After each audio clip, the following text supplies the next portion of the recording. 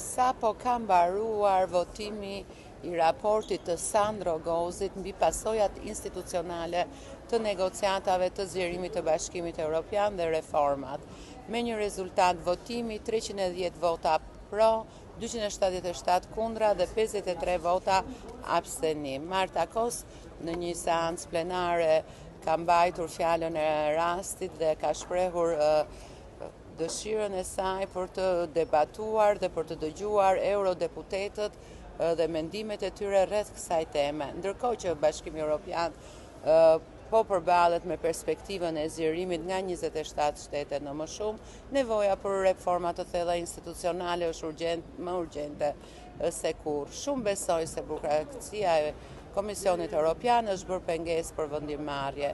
Nëse është e vështirë që të arrihet një konsensus me 27 shtete, sikurse e kemi parë në votime të shumta këtu në Parlamentin Evropian, në 27 shtete më shumë, natyrisht që kjo do të ishte akoma edhe më e vështirë.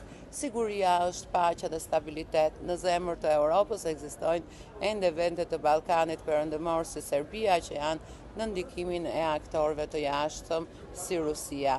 Ky është një boshlik strategjik që Bashkimi Evropian duhet ta përmbush me vendosmëri dhe me shpejtësi. Raporti Draghi ka dhënë një drejtim të forcimit ekonomik të Unionit, por tashmë kemi nevojë për një Draghi Plus që nënkupton më shumë punë për kushtim dhe vendosmëri politike. Vendet e Ballkanit Perëndimor janë quajtur një grope e errët në qendër të Europës. Nëse Bashkimi Evropian nuk vepron me shpejtësi, ekziston i rreziku se një ditë këto vende do të humbasin interesin për antarësim. Ata kanë bërë shumë sakrifisa dhe meritojnë që të kenë një perspektivë të qartë. Zgjerimi është politik apo premtim? Kjo është pyetje thelbësore. A është zgjerimi një instrument politik strategjik apo një premtim që duhet mbajtur?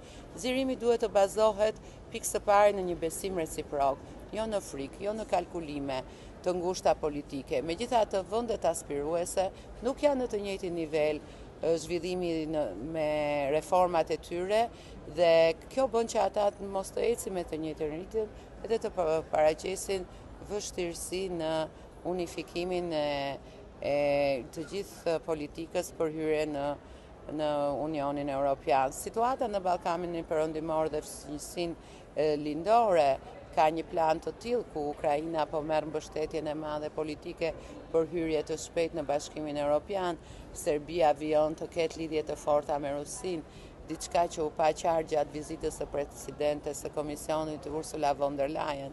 Maqedonia e Veriut është penguar për shkak të mosmarrëveshjeve me Bullgarinë mbi çështjen e pakicave dhe për këtë arsye ka mundësi që të refuzojë antarësimin.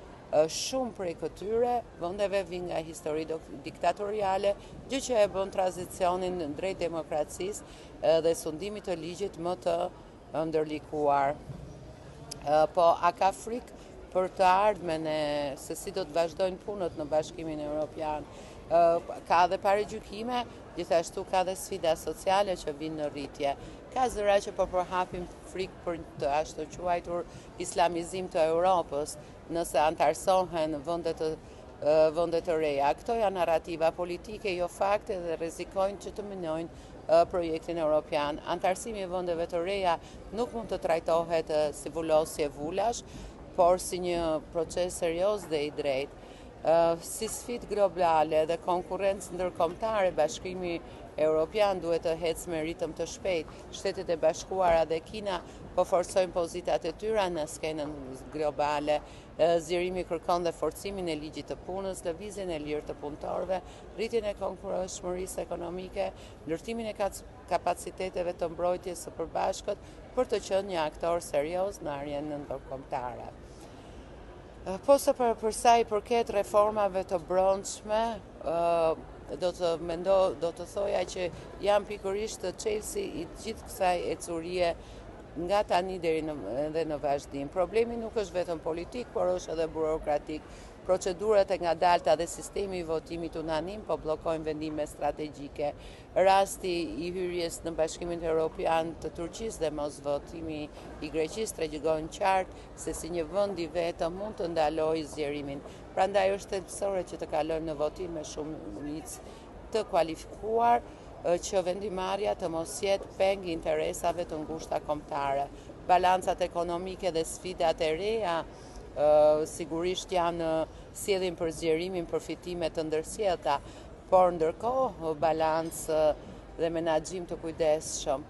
Për shembull, hyrja e fermerëve ukrainës në tregun e përbashkët mund të krijojë tensione me fermerët e Bashkimit Evropian nëse nuk shoqërohet me reforma dhe mbështetje të reja financiare.